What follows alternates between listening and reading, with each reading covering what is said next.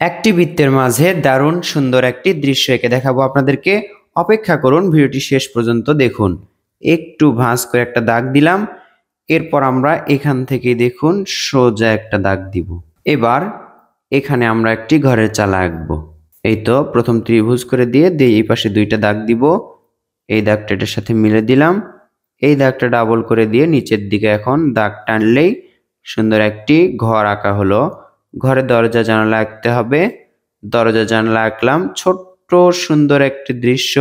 এবার দেখুন এখান থেকে, ঠিক এখান থেকে এভাবে করে গোল গোল করে নিচের দিকে নিয়ে যাব।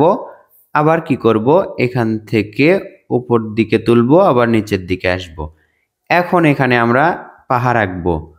এভাবে একটি দাগ দিব, এই মাঝে একটু ভাঁজ করে আবার দেখুন এভাবে উপর দিকে তুলবো, আবার এখানে পাহাড় আঁকা হলো। এই পাহাড় থেকে নিচে নেমে আসছে সুন্দর একটি ঝর্ণা। তো বন্ধুরা, এই দৃশ্যটা কিন্তু দারুণ দেখায়। দুই পাহাড়ের মাঝে যদি একটি সূর্য দেয়া যায়, সূর্যেতে যদি আলোক রশ্মি দিতে পারেন এভাবে এভাবে দাগ দিলেই রশ্মিগুলো বোঝা যায়, তাহলে একটু দারুণ দেখায়।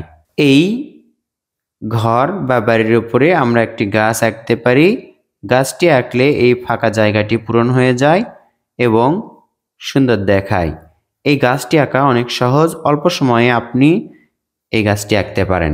এবার এই যে ফাঁকা জায়গাগুলো দেখা যাচ্ছে, এই জায়গাগুলোতে আমরা দেখুন ইউ লেটার, ইংরেজির ইউ লেটার আঁকছি। এবার দেখুন এই ইউ লেটার থেকে কিভাবে আমরা একটি ফুল আঁকি। তিনটা ইউ থেকে তিনটা ফুল আঁকবো আমরা। ফুল এঁকে নিয়ে আমরা কি করব, এখানে এই তো এগুলো হচ্ছে পাতা। পাতা আঁকলাম, কিছু পাতা আঁকবো, এটা অনেক সহজ আঁকা যায়। এই তো পাতা আঁকার পর এখানে দেখুন একটু ডাল দিব, এখানেও সোজা করে ডাল আঁকবো। এটাতে যদি রং করা হয় তাহলে কিন্তু দারুণ দেখায়। আশা করছি ভিডিওটি দেখে আপনাদেরকে শেখাতে পারলাম। ভিডিওটি ভালো লাগলে লাইক করুন, সাবস্ক্রাইব বা ফলো করতে হবে না, কষ্ট করে হলেও কমেন্ট করুন। ধন্যবাদ। আসসালামু আলাইকুম।